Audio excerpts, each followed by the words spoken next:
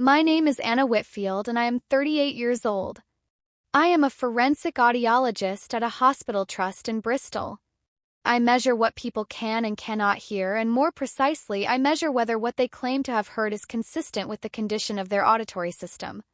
I spend my days in the borderland between perception and evidence.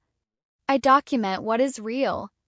The night I understood what my stepfather truly intended, I was standing in a corridor at the St. George's Hospice in Bath, holding a paper cup of tea I had collected from the family room at the end of the hall.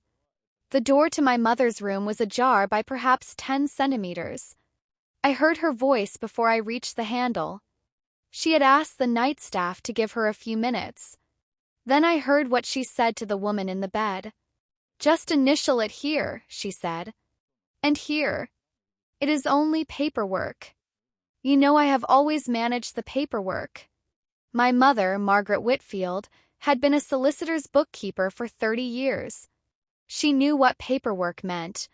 The woman in the bed was my grandmother, Edith Crane. She was 83 years old. She had been in that room for 11 days. She could not lift her arm above the blanket without effort, and the morphine had made the boundaries between sleep and waking unreliable. Above the bed, in the upper corner near the window, the small monitoring camera the hospice had installed 3 weeks earlier blinked its steady amber light. My grandmother had asked for it herself. She had asked for it because she had known, with the particular clarity of a woman who has spent 83 years reading people, what was coming. She had not told me she had asked for it. She had told someone else. I would not find out who until later. I did not push the door. I stood in the corridor with the cup of tea going cold in my hand, and I let it record. What my mother said in the next 6 minutes is the reason she now owes my grandmother's estate £430,000. But before you form an opinion about any of us, you need to understand how we arrived in that corridor. Welcome. Drop à comment. Subscribe if you are new here. I read every one. Let me take you back to the beginning. I should tell you who I am before I tell you what they did. I am a forensic audiologist. I have worked for the NHS for 12 years. My specialty is medical legal work, primarily for cases where someone claims hearing damage or where the question of what a person could or could not have heard at a given time is legally relevant. I sit in courtrooms and explain to judges in plain language what the evidence of someone's hearing tells us about what they knew. I am, in the most literal professional sense, a person who listens to what people say and documents whether it holds up. People who meet me call me thorough. My colleagues call me precise. My supervisor, a man named Dr. Gareth Lowe, who has been doing this work for 25 years, called me the best clinical note-taker he had ever supervised and meant it as the highest compliment available in our field. My grandmother called me Anna Bird. She had called me that since I was 4 years old, and she had never stopped, and I do not think she was going to start stopping before the end. My parents divorced when I was 9. My father, Thomas Whitfield, is a retired geography teacher in Aberdeen. He and I speak every fortnight. He is a gentle and precise man who loves weather systems and hill walking, and who demonstrated love by sending me clippings about anything he thought might interest me, which he still did at 68 with screenshots rather than newspaper clippings.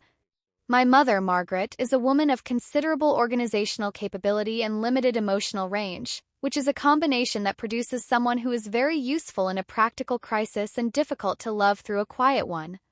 She remarried when I was 12. His name was Gerald Howe. He sold insurance. He lasted 4 years. After Gerald, there was no one for a long time, and then there was Derek. Derek Crane came into my mother's life when I was 26, working my second year at the hospital trust in Bristol. He was my grandmother Edith's son. Her younger son. Her other son, my Uncle Peter, had emigrated to New Zealand in 1998 and maintained contact through Christmas cards and an occasional video call. Derek had stayed. Derek had always stayed, which he mentioned frequently enough that the word stayed had acquired a specific texture in our family, the way a word does when it has been used as a claim rather than a description.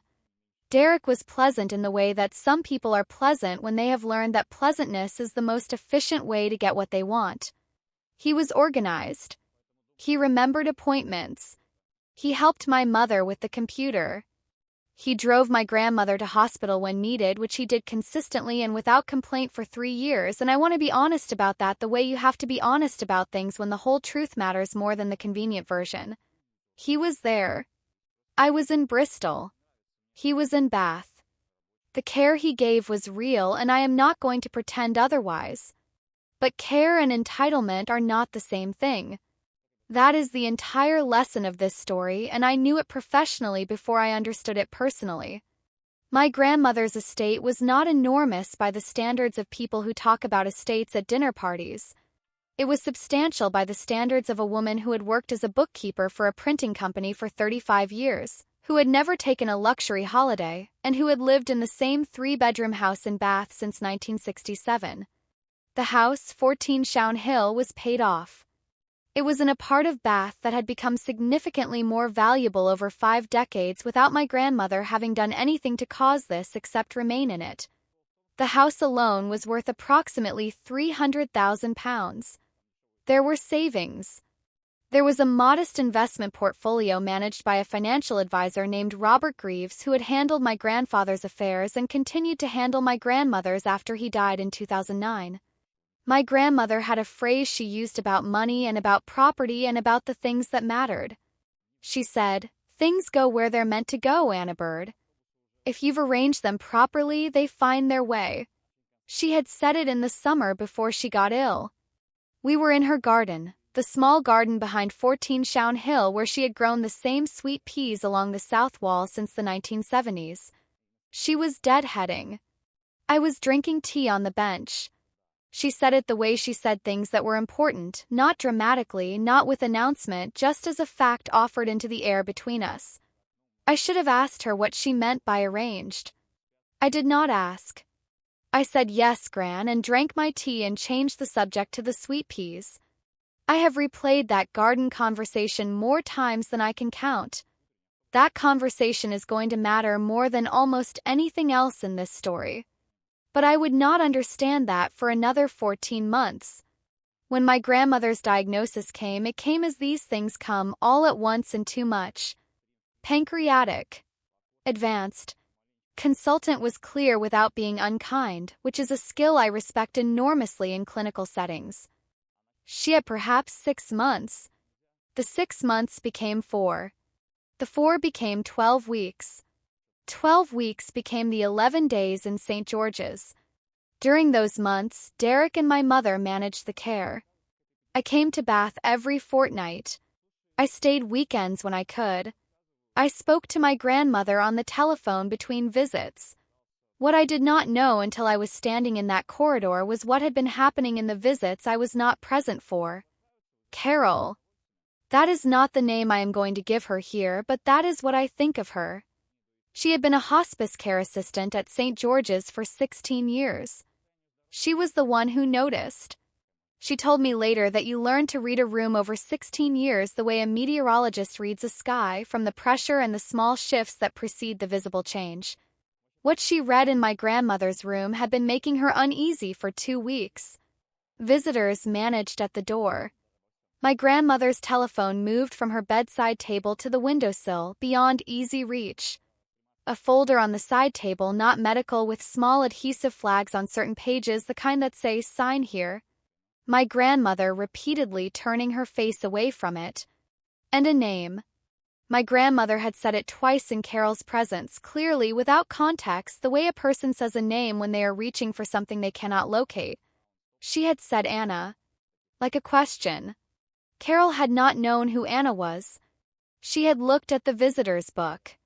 She had found 1 regular contact and 1 secondary contact, a name and a Bristol number, listed in my grandmother's own handwriting, slanted and small and still precise even near the end. Carol had not said anything to Derek or to my mother. She had some instinct, she told me later, that told her the second name had been written specifically, that writing it had been a deliberate act. She rang me on a Tuesday evening from her personal mobile while I was marking up a medico-legal report at my kitchen table in Bristol. She introduced herself. She said she was calling from St. George's Hospice. She said my name first as a question and then as a statement, and then she said, I think you should know that there are documents being presented to your grandmother for signature that she appears not to understand and that she appears to be distressed by. She said, I cannot tell you more than that in my professional capacity. But I thought you should know. She said, she says your name. I put down my pen. I sat very still for a moment.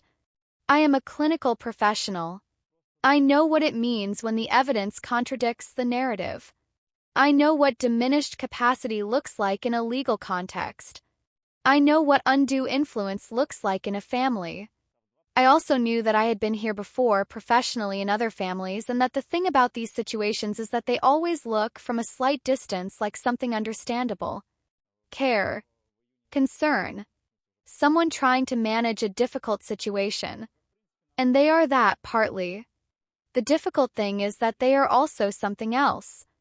I thanked Carol. I asked one question. Is there a monitoring camera in the room? She paused. Yes. My grandmother requested it herself, she said. 3 weeks ago. She said she wanted to be able to see the garden from her bed, and we positioned it so she could. I said, is it recording? She said, it records to the hospice's secure system as standard. I said, thank you. Then I closed my laptop and drove to Bath. I want to tell you what I was thinking on the A4 at 9:30 on a Tuesday evening. I was not thinking about the house. I was not running numbers. I was thinking about my grandmother in a room I could not reach fast enough, saying my name to a person she had never met, and I was thinking about the summer in the garden and the sweet peas and what she had said about things going where they were meant to go if you had arranged them properly. And I was thinking about what arrange means when the person who said it spent 30 years as a bookkeeper.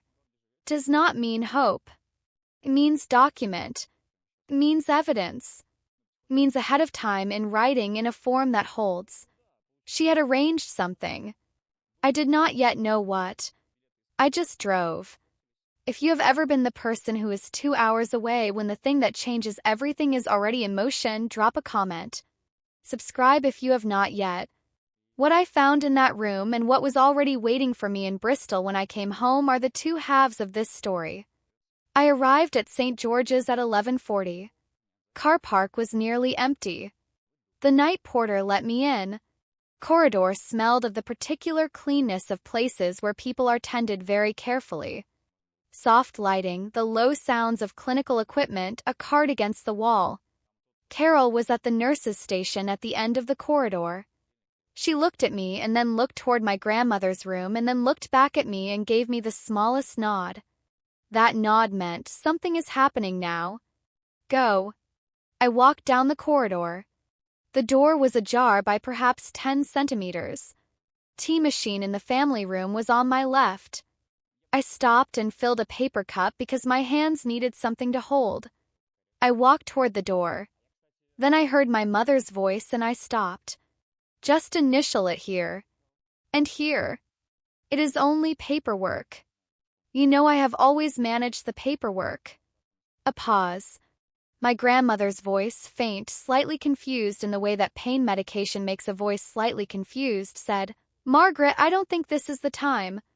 My mother said, Edith, it is exactly the time. Derek has been here every day. Every day. You know that. This just makes it official. My grandmother said something I could not fully hear. Then my mother said, Anna is in Bristol. She has her career. She has her life. Derek has been here. I stood in that corridor with the cup of tea going cold. I was a forensic audiologist. I had spent 12 years establishing what people could and could not hear, what they did and did not say, whether the acoustic record matched the claimed account. I was, in that moment, simultaneously the professional who understood exactly what was being recorded above my grandmother's bed and the granddaughter who was hearing her mother try to use her absence as an argument for her dispossession. I let it record. I stood there for 6 minutes. I counted. Then I pushed the door open. My mother straightened immediately when she saw me. The folder was open on the side table. 2 small adhesive flags were visible on an interior page. She was holding a pen. Her face went through 3 expressions in approximately 1 second.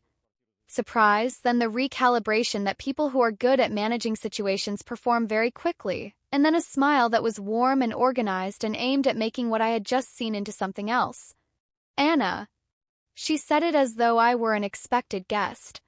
What a lovely surprise. I didn't know you were coming tonight. I said nothing to her. I walked to the other side of the bed. I took my grandmother's hand. Her hand was cool and dry and lighter than I remembered. She turned her head toward me. Her eyes found mine with an effort that told me how much even that small movement was costing her.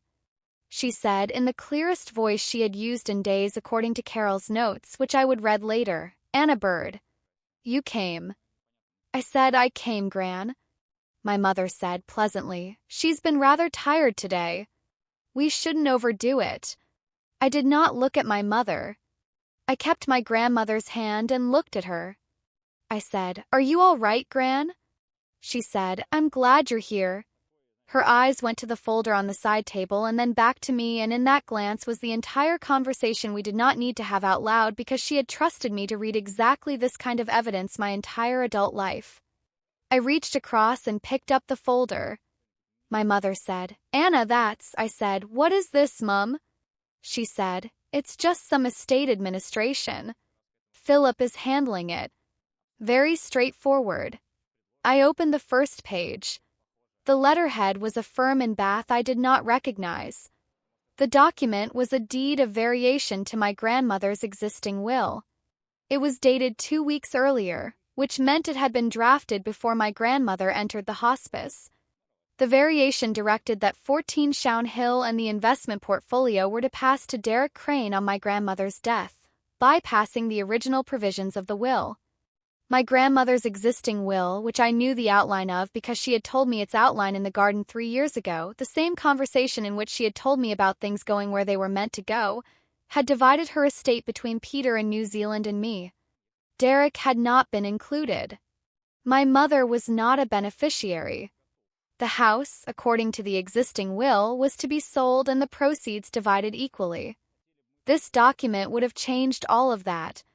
If my grandmother had annealed those pages, the house and the investments would have gone to Derek. My mother, as Derek's partner, would have lived in them. I closed the folder. I looked at my mother. She was holding the pen with an evenness of expression that I recognized as the same evenness I had learned to read in professional contexts, the specific quality a face acquires when it is committed to a position and is waiting to see whether the other person will accommodate it. I said, "Mum, we're not going to do this tonight." She said, "Anna, this is not what you think. Edith has had plenty of time to consider this." I said, "She's on a morphine increment that was adjusted this morning. I read the board when I came in." She said, "That's not," I said, "Mum." I set the folder on the chair beside the door. Away from the bed. Away from my grandmother. I said, "Go home." She said, "I'm not going to be spoken to." I said, "Go home. Please." She looked at my grandmother. She looked at the folder. She looked at me. And then something happened in her face that I had not expected. Not the calculating face. Something older and flatter than that. Something that understood what it was looking at. She picked up her coat from the back of the chair.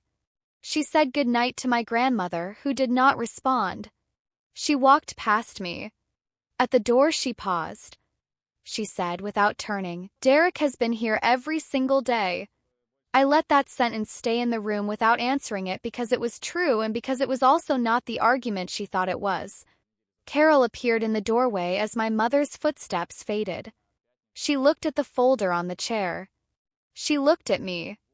She said, "Should I note the time?" I said, "Yes, please." She nodded. She made a note. She said, "I'll make sure the recording system is backed up tonight." I said, "Thank you, Carol." I meant it in a way that fell considerably short of what I actually felt. I pulled the vinyl chair to my grandmother's bedside. She had closed her eyes. Her breathing was the slow, careful breathing of someone conserving effort. After a while she said, without opening her eyes, "I knew you'd come." I said, "You left my number at the station." She said, "I left your number on the first day." A pause. She said, "I asked them to put the camera where Derek couldn't reach the switch." I said, "Gran." She was quiet for a moment. She said, "Things go where they're meant to go, Anna Bird." I put my hand over hers. I said, "Tell me what you arranged." But she was already drifting, the medication pulling her back under, and all she said before she went was, "The small blue folder. In the left inside pocket of the green bag at the back of your wardrobe. I put it there 18 months ago. I drove back to Bristol in the early hours. I did not sleep. I drove because there was a blue folder in a green bag in my wardrobe, and I understood now what it meant, and I needed to hold it. I had moved flats twice in 4 years. The green bag was a canvas overnight bag I had owned since university, which I kept at the back of my wardrobe for overnight calls when I was on clinical rota. Inside the left inside pocket, folded precisely, was a small blue card folder. Kind you buy at a stationery shop. On the front, in my grandmother's small slanted handwriting, one word, Anna. Inside the folder was a business card. The name on it was Harriet Moore, Solicitor, Moore & Partners, Bath. Clipped to the business card was a folded document. I sat down on the edge of my bed and unfolded it. It was a copy of my grandmother's will. Not the will Derek and my mother had tried to vary. A new will, dated 18 months earlier, signed by my grandmother in full possession of her faculties, witnessed by Harriet Moore and by Harriet's legal secretary. I knew it was signed in full possession of her faculties because the will contained a capacity declaration, signed by my grandmother's GP, confirming that she had been assessed on the day of signature and had full testamentary capacity. The GP's name was Dr. Rachel Hewitt. I knew Dr. Hewitt. She had been my grandmother's GP for 11 years. The will superseded all previous wills and any variations to them. It was irrevocable in its terms. Left 14 Shown Hill and the investment portfolio to me. Peter in New Zealand received the personal effects and a cash bequest. Derek received nothing. My mother received nothing. There was also a letter. 3 pages on cream paper in my grandmother's handwriting. The same handwriting that had written my name on the outside of the folder. I read it slowly, the way I read clinical evidence, giving each line the time it needed. My grandmother wrote that she had seen what was happening for 2 years before she wrote the letter. She wrote that she had loved Derek as a son, but that she had watched love curdle into expectation and expectation curdle into what she called a form of management. She wrote that she had watched my mother count the days of Derek's care like currency accumulating interest. She wrote that care was real and that care also did not constitute a legal claim, and that she had lived long enough to know the difference between someone sitting with you because they loved you and someone sitting with you because they were protecting an investment. She wrote that she had been honest with her solicitor, Harriet Moore, that she wanted the arrangements changed and that she wanted them changed quietly, without announcement, because she had understood that announcement would be followed by contest. She wrote that she had arranged a capacity assessment because she had known that her decision would be challenged and she had wanted the challenge to fail. She wrote, "I have put things where they belong, Anna Bird. I just needed to know you would look." I set the letter down on my duvet. It was 4:30 in the morning. Outside my window in Bristol, the city was the pre-dawn dark that is its own specific quality, not quite night, not yet morning, the darkness in which things are most clearly themselves. I sat in it for a long time. I was not thinking about money. I was thinking about a woman in a garden deadheading sweet peas, and about a blue folder in a green bag that had been waiting 18 months for me to be ready to find it. I telephoned Harriet Moore at 8:15 that morning from the car park outside the hospice where I had driven back to be with my grandmother for the day. Harriet answered on the second ring. She said, "Miss Whitfield, I have been expecting this call. Not from hope. From preparation." That was how she said it. I appreciated her enormously for it. She said, "Your grandmother was very clear about what she wanted and very clear about why she wanted it documented the way she did." She said, I want you to know that the will is unimpeachable. Capacity assessment is dated and signed. I witnessed her signature personally. She was the sharpest client I have ever worked with, and she knew exactly what she was doing. She said, "What do you need from me?" I said, "I need you to preserve everything. And I need you to know that there was an attempt last night to obtain her signature on a deed of variation that would have superseded the will you hold. The attempt was unsuccessful. There is a monitoring camera recording in the room." Harriet was quiet for one precise second. Then she said, "I see." She said, "I think we should speak to the hospice's safeguarding lead this morning." We did. I sat in the safeguarding lead's office with the folder and Harriet on the phone and the hospice's records coordinator printing the camera log from the previous evening. The safeguarding lead was a woman named Judith who had the patient authority of someone who has spent a career in exactly these situations. She read the camera log. She read the entries Carol had made. She looked at the deed of variation with the initialing flags and the pen still inside the folder. She said, "This is a serious matter." She said, "I am required to refer this." I said, "I know." She said, "I want to be clear that your grandmother is safe and that no document was signed." I said, "I know that. I am here to make sure it stays that way." She was. Until the end, she was safe. My grandmother died on a Thursday morning 11 days after I had stood in that corridor.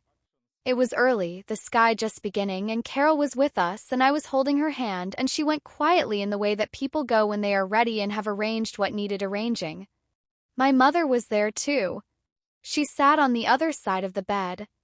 We did not speak about the folder or the camera or the deed of variation. We sat with the woman between us, and we let that be what the morning was. I will tell you honestly that I do not know what my mother felt in that room. I know what she did. I know what the recording showed. I know what Harriet Moore's file contained. But what a person feels in a room where their partner's mother is dying is their own thing, and I am not going to reach into it.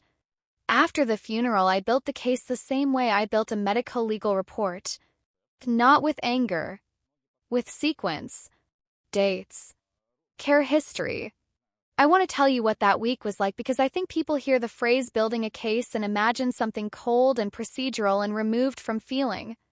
It was not. I sat at my kitchen table in Bristol every evening for 6 days with a clinical notepad and a mug that kept going cold, and I reconstructed the timeline of the last 18 months of my grandmother's life the way I reconstruct the audiological history of a patient for a court report. Event by event. Date by date. What was done, when it was done, by whom, and what the documentary record said about whether it was consistent with what the people involved had claimed. I have done this work in other families 100 times. I have never sat in my own kitchen at midnight doing it about my own grandmother and the woman who raised me. I want to be honest about what that cost. I noted it. I kept working. Chart was the thing that held me steady, the same way it holds me steady in clinical work, because when feelings become very large, the thing that keeps you functional is a document in front of you that tells you what is real. I also, at some point in those 6 days, sat with what was true about Derek. He had been there every day. That was real. He had driven my grandmother to hospital appointments for 3 years. He had sat through nights that I had not sat through because I was in Bristol and he was in Bath, and the care that was needed was there and not here. I am not going to diminish what he gave because he also took what was not his. People contain both things. My grandmother had known that. She had accounted for it. She had not tried to punish his care. She had simply declined to be owned by it. Care history. Camera recording. The camera recording, which the hospice provided to Harriet under the safeguarding referral. The deed of variation with the initialing flags and the date of drafting 2 weeks before my grandmother entered the hospice, which established premeditation. The bank records, which I obtained through the estate, and which showed 3 transfers from my grandmother's savings accounts over the preceding 14 months, totaling £62,000 to an account in Derek's name, made using the power of attorney my grandmother had signed the year before when she had still trusted the people around her. The solicitor Philip, who had drafted the deed of variation, had been told by Derek that my grandmother was fully competent and had made the decision independently. The capacity assessment Dr. Hewitt had performed 18 months earlier, which Harriet held, directly contradicted any claim that further significant changes to estate documents would have represented an independent decision. Harriet filed the application to prove the new will in the Bath Probate Registry on a Monday morning 3 weeks after the funeral. She also filed a claim to recover the transferred funds as assets removed from the estate without authority, on the basis that the power of attorney had been exercised against my grandmother's interests rather than in accordance with them. I was not present for the filing. I was at work. I had a caseload and a supervisor and a clinical diary that did not pause for grief, and I found that I preferred it that way because work is the thing I know how to do and I was going to need to keep knowing how to do it for a while. Derek rang me 6 days after the filing. I had been expecting this call since the funeral, and I had prepared for it the way I prepared for every difficult professional interaction, by knowing exactly what I was going to say and exactly what I was not going to say. He was not shouting. Derek was not a shouting man. He was a reasoning man, and he said reasonable things in a reasonable voice, and the reasonable things were, I have been here every day. I have given years. Your grandmother understood what I had sacrificed. Whatever that solicitor is claiming is a misrepresentation of what Edith wanted. I said, Derek, I know you were there every day. Nobody is disputing that. He said, then why are you doing this? I said, because what you did with the power of attorney is not what it was given to you for, and you know that.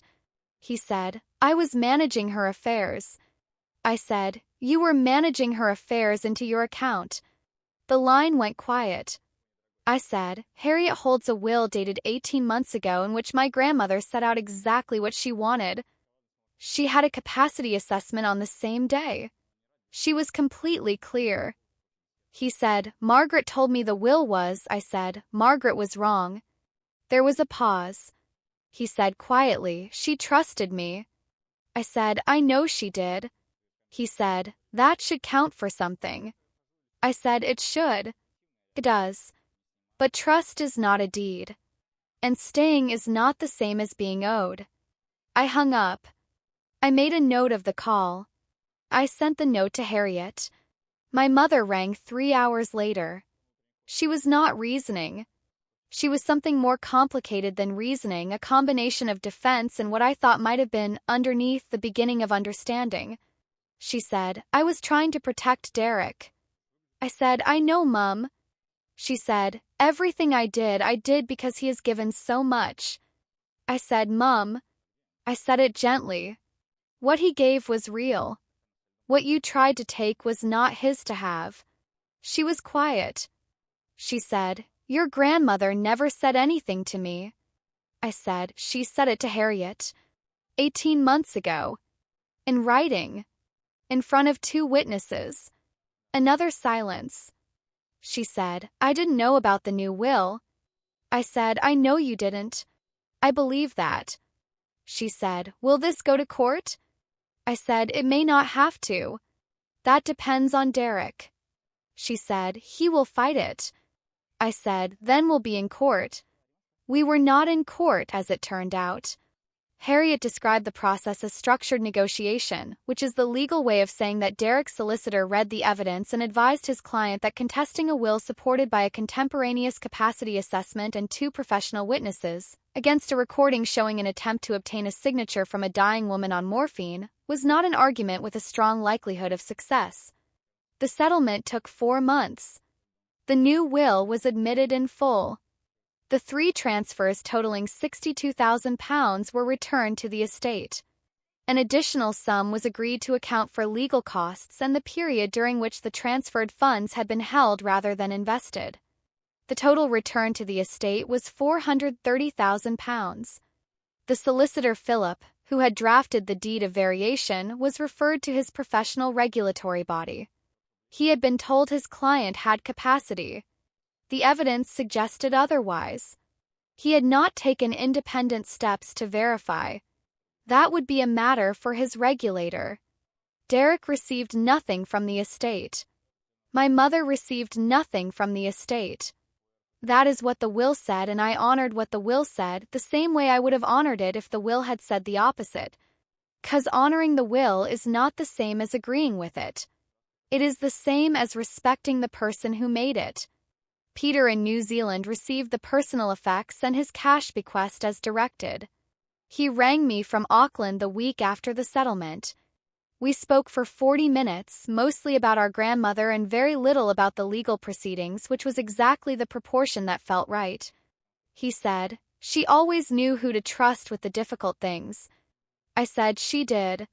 He said, "I'm sorry you had to carry this one." I said, "I'm not." She asked me to. He said, "Yes." She would have made sure of that. 14 Shown Hill sold in August. I was there for the final walkthrough. The sweet peas had grown along the south wall again that summer in the absence of anyone to tend them, which is one of the things sweet peas do when left alone. They persist.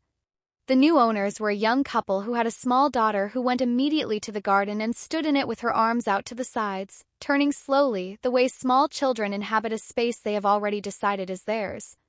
I stood in the kitchen doorway and watched her turn in the garden where my grandmother had grown the same thing since the 1970s, and I thought about a blue folder in a green bag and about a woman who had known 18 months before the end exactly what was coming and had taken the only action available to her, which was to document the truth in a form that would hold after she could no longer hold it herself. She had arranged things properly, and they had found their way. The small blue folder lives in my desk drawer at the hospital. I kept it because it was hers and because it contains her handwriting and because objects that carry the handwriting of people you loved are a particular kind of evidence, the kind that does not submit to legal proceedings or estate administration but that matters in a different and equally real way. I telephoned Carol from the hospital car park the week after the settlement. I wanted her to know the outcome. She already knew some of it from the safeguarding referral. I told her the rest. She was quiet for a moment. She said, "She was a formidable woman, your grandmother." I said, "She was." Carol said, "She knew the camera was there, didn't she?" It was not quite a question. I said, "She knew." Carol said, "She trusted you to know what to do with it." I said, "She trusted both of us." Carol said, "Good." I said, "Yes. I think about what my grandmother said in that garden almost every day now. Things go where they're meant to go. If you've arranged them properly, they find their way." I spent 12 years measuring other people's evidence. I had heard 1,000 versions of that sentence in legal contexts, in reports, in courtrooms, and I had never felt it the way I felt it standing in a hospice corridor at 11:40 on a Tuesday night with a cup of tea going cold in my hand, understanding that I was already inside the evidence. She had not left me a house. She had left me a precedent.